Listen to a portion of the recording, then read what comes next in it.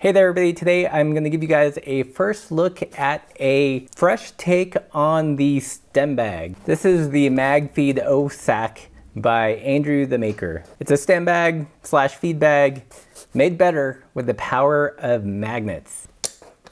Welcome back Pathless Peddlers, and if you're new to the channel, if you're interested in things like bike touring, bike packing, gravel riding, bike fishing, then definitely subscribe because this channel is for you. So if you're not familiar with Andrew the Maker, you should really check out his website. I'm assuming his name is Andrew. He's doing some amazing things with frame bags and clearly stem bags. Lots of cool little innovations, aesthetic, also functional, great stuff. Check out the website. So I just got this literally yesterday and took it out on a 2-hour rainy ride here in Missoula, Montana, putting it through its paces. So these are my first impressions of the MagFeed O Sack. So this bag is meant to attach to your handlebars, and it's not ambidextrous. So if you order one of these, then it's gonna be by default designed to be on the right side of your handlebar, and if you order two of them, then you will get one that sits on the right and one on the left. So unlike the Revelate feed bags where you can move the Velcro from one side to the other, these bags are side specific. These attach to your bike just like you would expect. There are these double straps that go around your handlebars, and this lower webbing strap that goes down, under, and around your fork. One nice thing about this lower strap is that it's sewn on. This thing isn't going to fall off. You're not going to lose it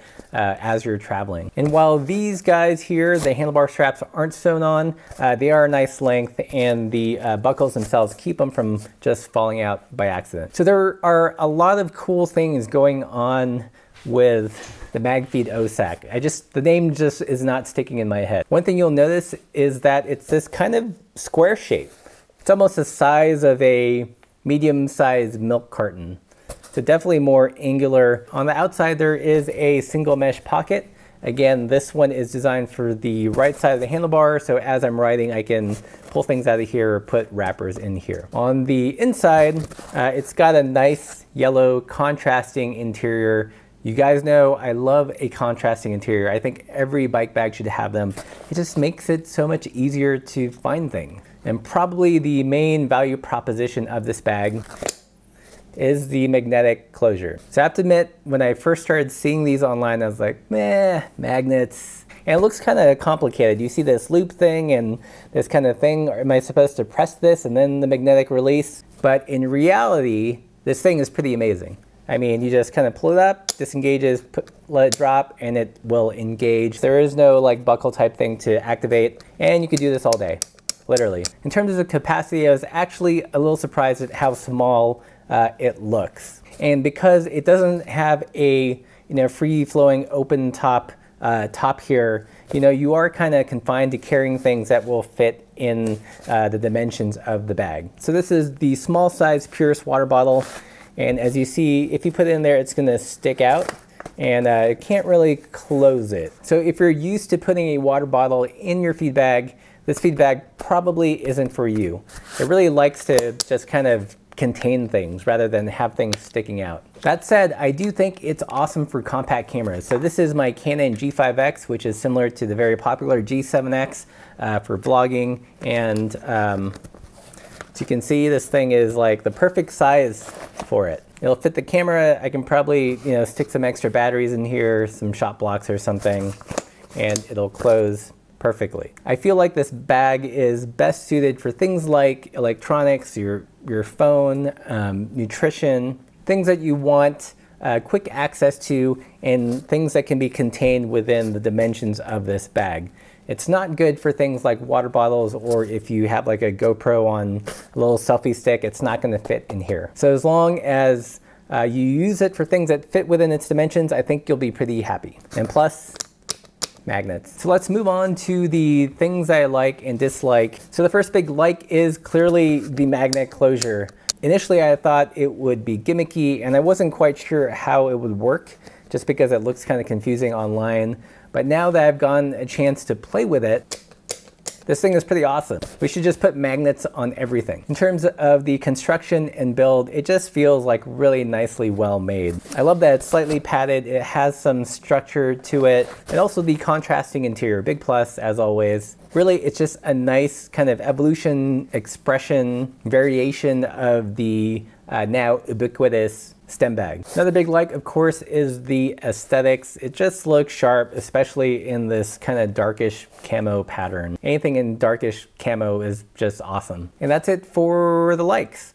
I really like this bag. I do, honestly. So let's move on to the dislikes. The first dislike is the name. I could never remember it. The mag feed OSAC, but that's my issue. Another minor dislike is the webbing strap that's used for the bottom. I feel like it's a little thick and big, and you know how I feel about having a less elastic on this strap in particular.